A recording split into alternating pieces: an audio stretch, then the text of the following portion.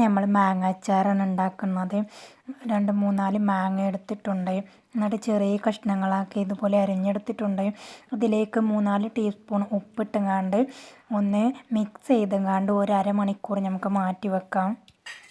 ഒരു ചട്ടി അടുപ്പിൽ വെച്ചിട്ടുണ്ട്. ഇനി നമുക്കിതിലേക്ക് 3-4 ടീസ്പൂണ് മുളക് പൊടിയും 2 ടീസ്പൂണ് അച്ചാർ പൊടിയും എടുത്തിട്ടുണ്ട്. പിന്നെ ഇതിലേക്ക് കായപ്പൊടിയും ഉലുവ വറുത്ത് പൊടിച്ചതും ചേർത്ത് കൊടുക്കാം.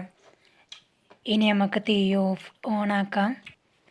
പൊടികളെല്ലാം ഇട്ടതിന് ശേഷം മാത്രം തീ ഓണാക്കിയാൽ മതി. ഇനി നമുക്ക് ഇതൊന്ന് നല്ലോണം ഒന്ന് വറുത്തെടുക്കണം. പൊടി വറുത്തെങ്ങാണ്ട് നമ്മൾ ഇതിലേക്ക് ചേർത്ത് കൊടുത്തിട്ടുണ്ട് മാങ്ങയിലേക്ക്. ഇനി നമുക്കൊന്ന് മിക്സ് ചെയ്തെടുക്കണം. അങ്ങനെ മിക്സ് ചെയ്തെങ്ങാണ്ട് എടുത്തിട്ടുണ്ട്. ഒരു ചട്ടി വെച്ചിട്ടുണ്ട്. ചട്ടി ചൂടായിട്ടുണ്ട്. ഇനി നമുക്ക് ഇതിലേക്ക് എണ്ണ ഒഴിച്ചു കൊടുക്കാം. നല്ലെണ്ണയാണ് നമ്മൾ ഒഴിച്ചു കൊടുക്കുന്നത്.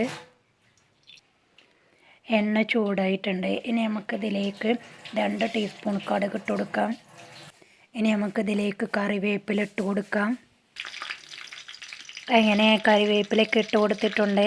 ഇനി നമുക്ക് തീ ഓഫ് ചെയ്യാം. ഇനി നമുക്കിതിലേക്ക് മാങ്ങ ചേർത്ത് കൊടുക്കാം. അങ്ങനെ മിക്സ് ചെയ്ത് എടുത്തിട്ടുണ്ട്. ഒരു പാത്രത്തിലേക്ക് കുറച്ച് സുർക്ക ഒഴിച്ചു കൊടുത്തിട്ടുണ്ട്. ഇതൊന്ന് ചൂടാകട്ടെ. എന്നിട്ട് നമുക്ക് അച്ചാറിലേക്കൊന്ന് ഒഴിച്ചു കൊടുക്കണം. ഇതൊന്ന് ചൂടായി വന്നിട്ടുണ്ട്. ഇനി നമുക്ക് അച്ചാറിലേക്ക് ഒഴിച്ചു കൊടുക്കാം. അങ്ങനെ മിക്സ് ചെയ്തെടുത്തിട്ടുണ്ട്. അങ്ങനെ അച്ചാർ റെഡി ആയിട്ടുണ്ട്.